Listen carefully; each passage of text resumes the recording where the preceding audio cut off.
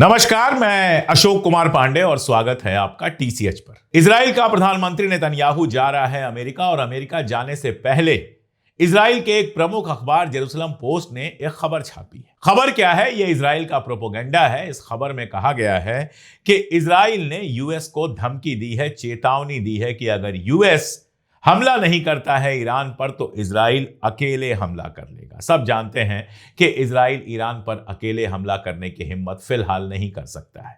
पिछले 12 रोजा जंग में आपने देखा था कि किस तरह पांचवां छठवां दिन आते आते सारे पत्ते, सारी बिसात पलटने लगी थी और तेल अवीव के सीने में, तेल अवीव के बीच में ईरान की मिसाइलें गिर रही थी। आपने देखा था कि किस तरह मोसाद का हेडक्वार्टर जमींदोज कर दिया गया था। बाद में अमेरिकी पैसे से मोसाद का हेडक्वार्टर दोबारा बना है।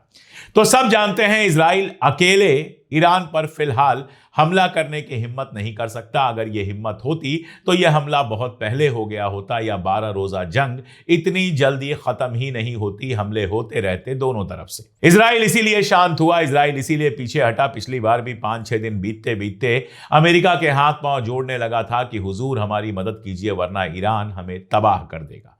और अब फिर से एक बार वो चाहता है कि अमेरिका हमला करे और ईरान को तबाह करे। दिक्कत यह है कि अमेरिका को भी पता है कि किस तरह उसके ढेर सारे अमेरिकन जो बेसेस हैं वो ईरान की मिसाइलों की जद में है। यह नक्शा जो आप देख रहे हैं यह 1000 किलोमीटर तक की बेसिस का है। जो आसपास के बेस हैं, चाहे वो सऊदी अरबिया का बेस हो, कतर का बेस हो, जॉर्डन का बेस हो, उन सब की तो बात ही छोड़ दीजिए। वहां तक तो पहले भी मिसाइलें पहुंची हैं और बड़े आराम से ईरानी मिसाइलें पहुंच सकती हैं। इसीलिए नेतन्याहू लगातार जोर दे रहा है कि मिसाइल प्रोग्राम किसी तरह से ईरान का बैन किया जाए। ईरान मिसाइलें ना बना पाए और अगर बना पाए तो उनकी लिमिट, उनकी रेंज इतनी कम हो कि वो मिसाइलें इजराइल तक ना पहुंच पाए। यह मांग लगातार की जा रही है और विदेश मंत्री अराक्ची बिल्कुल क्लियर कर रहे हैं, कई बार क्लियर कर चुके हैं कि मिसाइलों के मसले पर ईरान बातचीत को भी तैयार नहीं है। केवल और केवल यूरेनियम एनरिचमेंट और एटॉमिक मामले पे बात हो सकती है, ना तो मिसाइलों पे बात हो सकती है और ना ही हूथी, हमास और बाकी सब जो संगठन हैं, जो रेजिस्टेंस की ताकत है, उनकी मदद रोकने पर कोई बात हो सकती है। इसलिए एक बात मैं आपसे बार बार कह रहा हूं कि जंग शुरू नहीं हुई है, यह अच्छी बात है। बातचीत चल रही है, यह और अच्छी बात है। लेकिन जैसा कि विदेश मंत्री अराक्ची दोहरा चुके हैं कि हम इनके धोखे को जानते हैं, हम इनकी चालों को जानते हैं। कभी भी हमला हो सकता है, कोई एक चिंगारी भड़क सकती है और वो जंग का हिस्सा बन सकती है। वैसे भी नेतन्याहू जब जब जाता है अमेरिका, कुछ न कुछ बड़ा घटता है। तो जब नेतन्याहू अमेरिका में है तो निगाह बना के रखिए कि यहां मिडिल ईस्ट में क्या हो रहा है। बहुत सारी और खबरें हैं, ईरान से, लेबनान से खबरें हैं, लेकिन उसके पहले मैं आपको थोड़ा सा सुकून देह वीडियोस दिखाना चाहता हूं। और ये वीडियो सारे के सारे गजा से हैं। वही गजा जिसको तबाह बर्बाद कर दिया गया है, वही गजा जहां 70,000 से ज्यादा लोग मारे गए हैं। और अब ट्रंप कह रहा है कि जो लोग मारे गए वो सब हमास के थे, सिविलियन थे ही नहीं। वही गजा जहां बच्चों से उनके खेलने के मैदान छीन लिए गए, जहां उनकी जिंदगी तबाह बर्बाद कर दी गई। वहां बच्चे नाच रहे हैं, म्यूजिक सीख रहे हैं, गा रहे हैं, खेल रहे हैं, कारों के साथ रंगाई पुताई करके कारों को नया रंग दे रहे हैं। और ये बताता है कि गजा की जो ये पीढ़ी है ये भी किसी भी हालत में गजा छोड़ने वाली नहीं। और जब गजा में ये सब चल रहा है तब ये भी जानना जरूरी है कि नेतन्याहू लगातार गजा पर अलग अलग बहाने करके हमला कर रहा है। अभी कल हमला हुआ है जिसमें 3 लोग मारे गए हैं। तो जितनी शर्तें थी सीज फायर की लगभग सारी तोड़ चुका है नेतन्याहू। ये मैंने पहले भी आपको कई बार कहा है कि जब भी सीज फायर होता है अगला सीज कर जाता है और इजराइल फायर करता रहता है। यही हो रहा है गजा में और यही हुआ है लेबनान में। साउथ लेबनान में खासतौर पे जहां हिजबुल्लाह का बेस है, लगातार हमले हो रहे हैं इजराइल के। लेबनान के जो प्राइम मिनिस्टर हैं नवाफ सालेम, वो गए हुए थे, पहली बार वो गए थे पीएम बनने के बाद, पहली बार गए थे साउथ लेबनान में। साउथ लेबनान में लोगों के बीच में खड़े थे और उन्होंने कहा कि हमें कोई इस बात की गारंटी नहीं दे रहा कि इजराइल हमला करना बंद कर देगा, तो मैं भी ये गारंटी नहीं दे सकता कि आप लोगों को कोई सुरक्षा मैं दे पाऊंगा। ये एक प्राइम मिनिस्टर कह रहा है।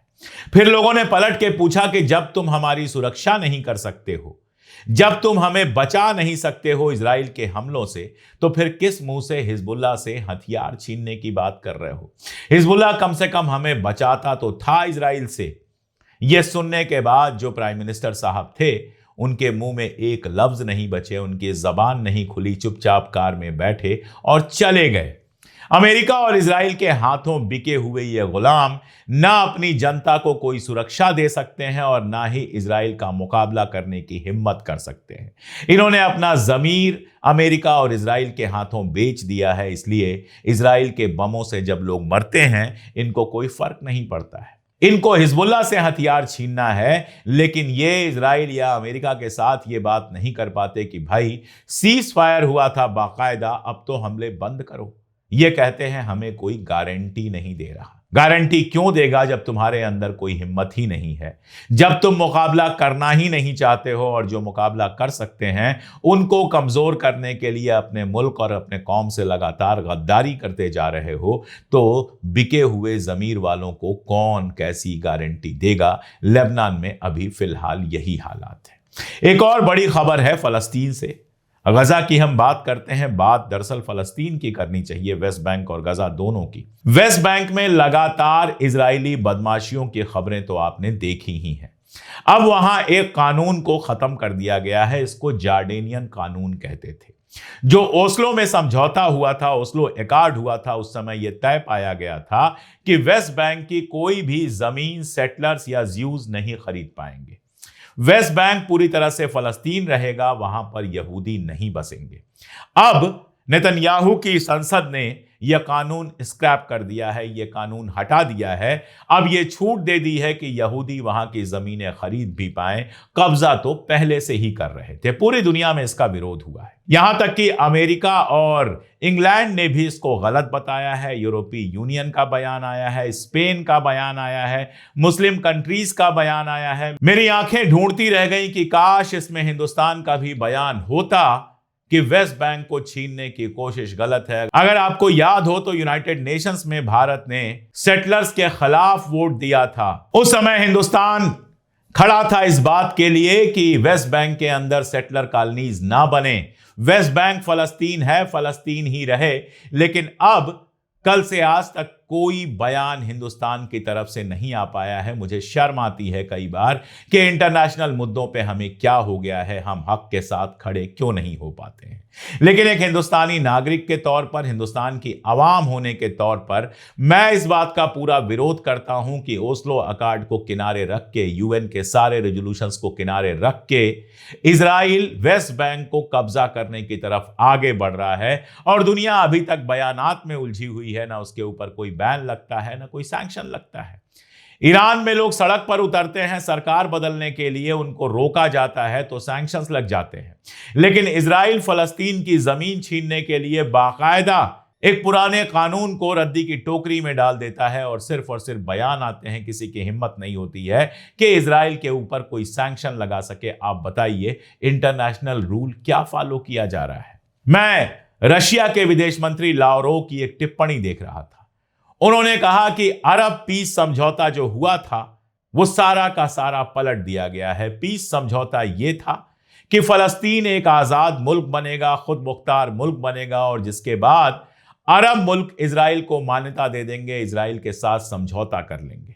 उल्टा यह हुआ कि अब्राहम एकॉर्ड्स आ गए, इजराइल को सबने मान्यता दे दी, और फलस्तीन के आजाद होने का सपना सपना बन के रह गया। इजराइल कहता है देखेंगे, यह भी गलत है। इजराइल तो यह कहता है कि किसी भी हाल में फलस्तीन को एक आजाद मुल्क बनने नहीं देंगे। दुनिया भर में विरोध हो रहा है, ऐसा नहीं है दुनिया भर में जनता विरोध नहीं कर रही है। ऑस्ट्रेलिया में गए हुए थे हरजोग, जो इजराइल के राष्ट्रपति हैं, और लाखों लोग सड़क पर आ गए, अलग अलग शहरों के।